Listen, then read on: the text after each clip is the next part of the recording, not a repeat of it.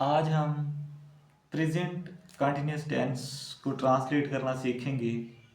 Tense का नाम है प्रेजेंट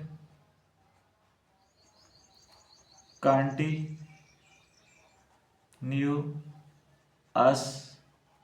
टेंस। उर्दू में इसको फेल हाल जारी कहते हैं।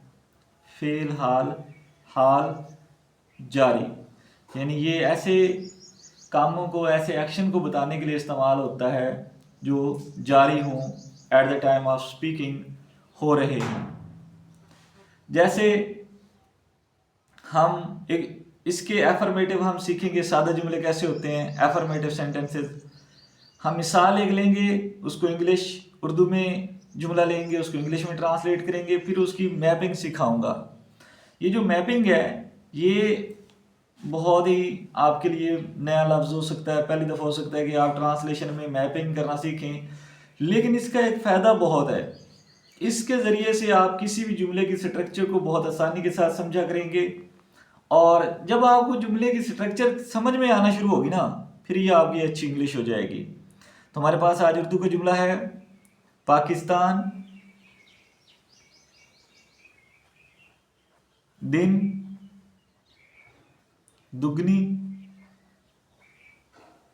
रात चौगनी तरक्की कर रहा है। सबसे पहले आप इसमें सब्जेक्ट पहचान करेंगे। पाकिस्तान के बारे में ये मालूमात है, जिसके बारे में जुमला की इन्फॉर्मेशन होती है वो आपका सब्जेक्ट होता है। दिन दुगनी रात चुगनी, तरक्की कर रहा है, ये इसका फेल है। तरक्की कर रहा है, अब इसकी आप पहले कॉन्जुगेशन कर लें। बाकी जो चार एस्पेक्ट हैं इसके, प्रेजेंट के चार aspect, indefinite, continuous, perfect, perfect continuous, उनके साथ इसकी मैपिंग कर लें, और सॉरी आप इसकी कॉन्जुगेशन कर लें, यानी गर्दान कर लें। तरक्की करता है, तरक्की कर रहा है, तरक्की कर चुका है, तरक्की कर रहा है। अगर आप जुमले को देखेंगे, पाकिस्तान दिन दुगनी रात चुगनी तरक्की करता है, पाकिस्तान दिन दुगनी रात चुगनी तरक्की कर रहा है, पाकिस्तान दिन दुगनी रात चुगनी तरक्की कर चुका है, पाकिस्तान 4 सालों से दिन दुगनी रात चुगनी तरक्की कर रहा है। तो ये चारों जो एस्पेक्ट हैं प्रेजेंट के, indefinite, continuous, perfect, perfect continuous, उसके साथ इसकी कॉन्जुगेशन हो जाती है, गर्दान हो जाती है, फिलहाल की गर्दान हो जाती है।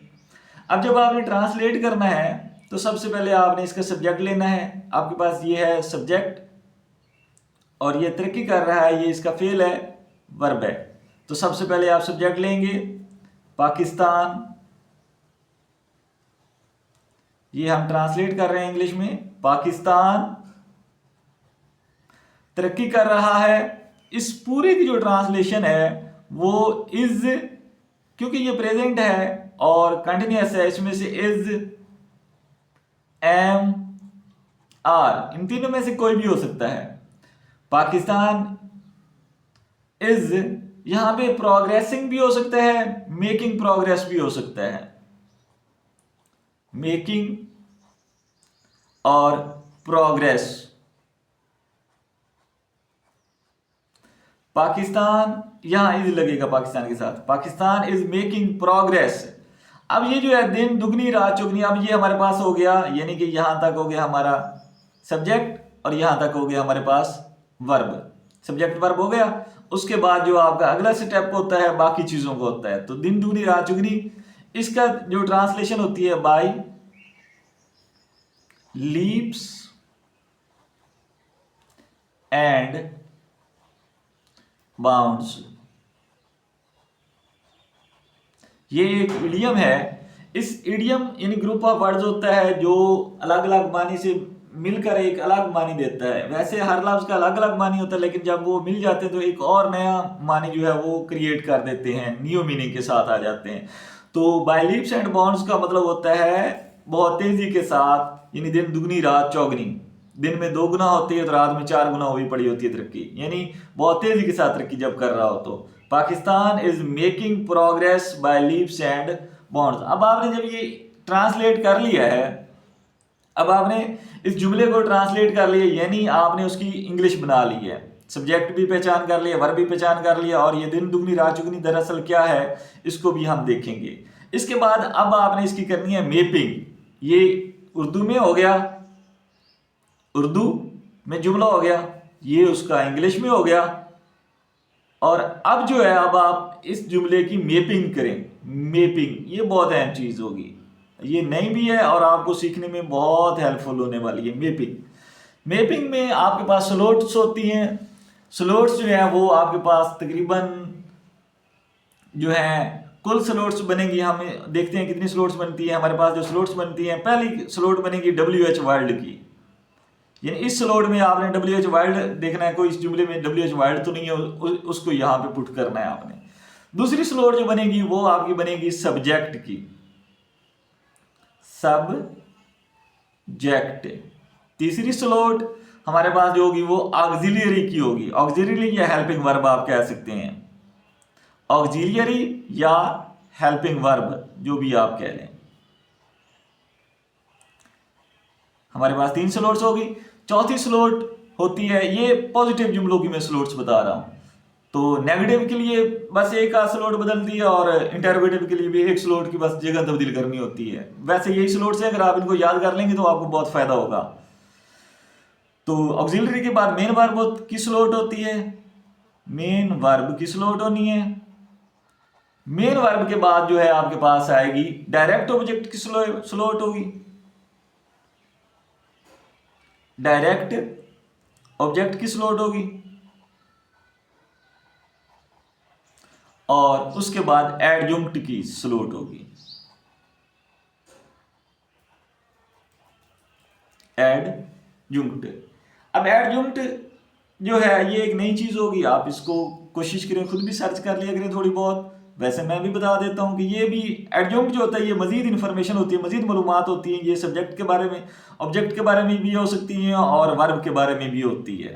تو اب اس جملے کو ہم اس میں لائیں گے کہ یہ جملہ جو ہے کیسے ہماری سلوٹس میں کون کون سا لفظ کس سلوٹ میں لگے گا۔ پاکستان یہ اس جملے کا سبجیکٹ ہے، تو اس سلوٹ میں آئے گا یہ پاکستان۔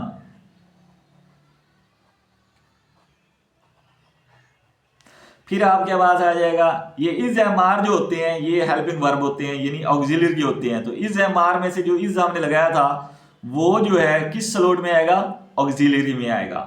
اور اس میں جو ہیلپنگ ورب یہ ہے، تو جو مین ورب ہے وہ میکنگ ہے، تو مین ورب جو ہے اس کا میکنگ یہاں پہ آ جائے گا۔ یہ ہیلپنگ ورب، یہ مین ورب ہو گیا۔ اب اس کے بعد اس کا جو آبجیکٹ ہے وہ بھی ڈائریکٹ آبجیکٹ ہے، وہ ہے پروگریس، تو یہ پروگریس اس میں آ جائے گا۔ اور آخر میں یہ جو باقی لفظ بچا ہوا ہے، یہ جو ہمارے پاس باقی ہے یہ ایڈیم ہے، اور ایڈیم جو اس میں کام کر رہی ہے وہ ہمارے ایکشن کو ہی بتا رہی ہے کہ یہ ایکشن جو ہے وہ کیسا ہو رہا ہے، یعنی یہ جو فعل ہے اس کی رفتار بہت زیادہ ہے، یعنی یہ جو ایکشن ہو رہا ہے ترقی ہونے کا وہ بہت تیز ہے۔ تو یہ جو ہے ایڈجنکٹ ہے، یعنی کہ ایڈوربیل فریز ہے، یعنی یہ ورب کے ہی اضافہ کر رہی ہے، ورب کے بارے میں مزید انفارمیشن ہے، ورب کو کچھ اور بتا رہی ہے ورب کے لیے۔ تو ایڈجنکٹ ہے ہمارے پاس be by lapse and bounds. اس طریقے سے آپ جو ہے ٹرانسلیشن سیکھیں انگلش کے جملوں کی، اردو میں جو ہے اردو کا جملہ ہے اس کو انگلش میں کنورٹ کریں، انگلش کو پھر آگے اس کی میپنگ کریں، اگر انگلش کا سینٹینس ہے تو اس کی پھر آگے جو ہے اردو بنا لیا کریں، اس کی پھر میپنگ کر لیا کریں، یعنی یہ 3 کام سینٹینس میں آپ ضرور کر لیا کریں، اردو میں کیا ہے، انگلش میں کیا ہے، اور اس کی میپنگ کیا ہے۔ یہ 3 کام آپ جب کر لیں گے، میپنگ میں آپ کو سلوٹس کے نام یاد کر لینے ہیں، وہ سلوٹس ہمیشہ لکھ لیا کریں، اور اس کے ساتھ ساتھ وہ جو لفظ جہاں پہ آتا ہے جس سلوٹ میں لگتا ہے اس سلوٹ میں لگایا کریں۔ جو سلوٹ خالی رہ جاتی ہے، ضروری نہیں کہ ہر میں یہ سلوٹس فل ہو جائیں گی، کچھ میں یہ سلوٹس خالی بھی رہیں گی، لیکن یہ ہے پازیٹیو کے لیے، اور نیگیٹو کے لیے میں آگے آپ کو سلوٹ سکھاؤں گا وہ کیا ہوتی ہیں۔